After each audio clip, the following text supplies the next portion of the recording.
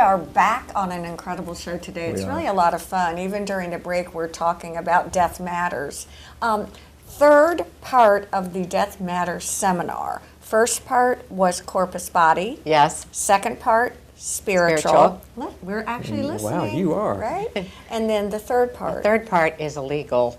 And for that, I have an estate attorney comes in and helps talk about all the paperwork that you could put together in the state of South Carolina, obviously, if that's where you want to have it, if you're a resident here.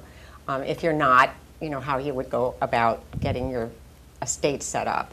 And part of that is taken from a small, what started out to be a small nonprofit in Boston, Massachusetts called the Conversation Project. It's a strange name, but it is a series of prompts and visual walkthroughs so that if you're having a hard time getting started and you're like, I don't know what to start with, should I talk to my children?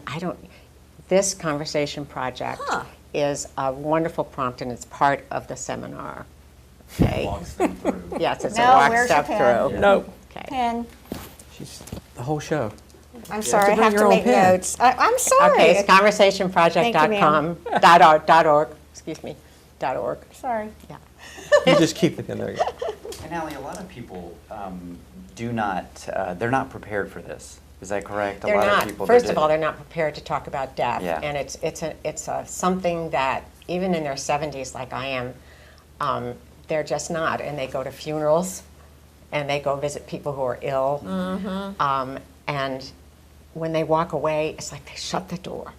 And I can understand that, but truly, I've been through it enough to know that it's not worth the payout if you stay away from it. Based on your experience with your history and this seminar, do you find that once you open the door to discussion, that people are more than willing to come forward and kind of talk about these hard to The discuss biggest things? satisfaction I've had is people after the seminar either email me or they call the hospice office and say, you know, I'm so thankful. Thank you for that workshop. I've written my letter. My kids have sat down with me. They know I want Mozart, you know, as I'm taking my last breath. And I mean, it sounds dramatic, but you know, some people just want their pets with them. Yeah. That's interesting. And if you don't know that, you're apt to take the pet away and say, oh, we've got time for the pet. And the person who's really ill may not be able to tell you that they want their dog right there. It's going to be interesting for me to see how you have created a legacy with the people that you've impacted. Then if their kids are going to talk to their kids, and it gets younger and younger till pretty much it's just, look, this is just the rite of passage. That's what we're hoping for. That would be nice. That's what we're hoping for. So how did you actually get this implemented? You had this idea, which I think I just kept writing notes and making notes, and then notes ended up to be paragraphs, and then paragraphs ended up to be chapters, and it started all going together. And I thought, well, where's the logical place to do this? And at first, the Diocese of Charleston, the Catholic Diocese of Charleston, wanted it because I had been there for a number of seminars, but they needed to Catholicize it, and I thoroughly understand that. Sure.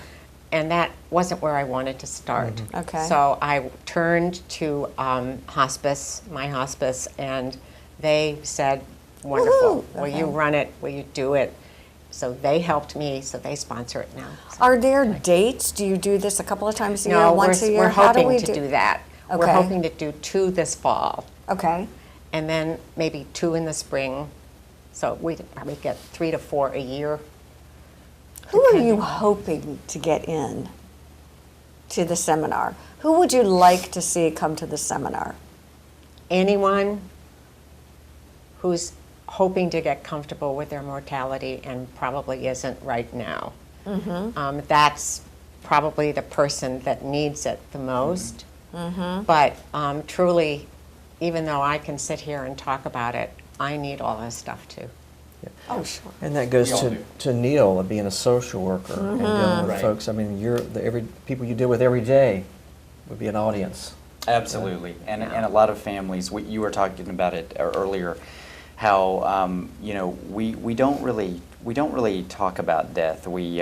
Most families that I meet each and every day, what they we're always trying to, in the healthcare field, most of it is rehabilitation. We're Sure. trying to get better. We're trying to heal In the people. moment, yeah. Yeah, and when you're trying to heal people, what's the opposite of that? You don't want to think of someone dying. But we all have our challenges. We all have issues.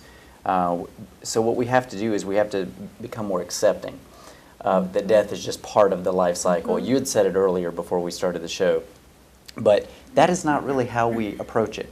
That's right. No, we don't. It's not right. at all. And so, Is that a yeah. cultural thing, do you think? I believe it is. Okay. Yeah, I believe it is. That's a good point. I think it probably Yeah. is a cultural thing because down in the islands, which has been my only point of reference at this point, the culture is totally different about death.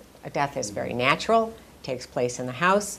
Grandma's there, mom's there, the children are there. Multi-generational. And multi-generation, and there isn't that whole idea that if I fly to Barbados, maybe I can get a better hospital, or if I can get to Miami, I can do this. There's no thought about that at all. It's more natural. Very, very interesting. And they have their burials and they go on with their life. I And want we a don't do Viking that funeral. here. No. A what? I want a Viking funeral.